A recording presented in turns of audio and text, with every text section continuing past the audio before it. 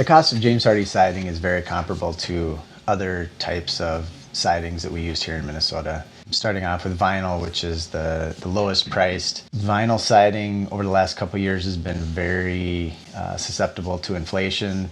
A lot of the materials that are used in the vinyl siding are used for other things, whereas James Hardie has a little more control over their raw materials, so they're able to hold prices a little bit longer than some of the vinyl manufacturers were over the last couple of years. And the other thing to consider when you're considering vinyl siding is the damage that it can sustain from hail. We've had some pretty gnarly hailstorms here in the last couple of years, and insurance companies are raising the cost of their deductibles. So you take what you would have spent on Hardie, what you did spend on vinyl, and the gap in between.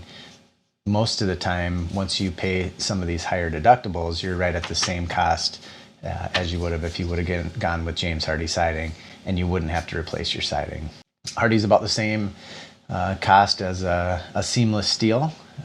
Those prices are very similar, but you don't have the same design flexibility that you do with James Hardie that you do with steel. Most steel comes in about like a 4 or 5 inch lap that they need to maintain because the size of the siding helps with the strength of the steel siding.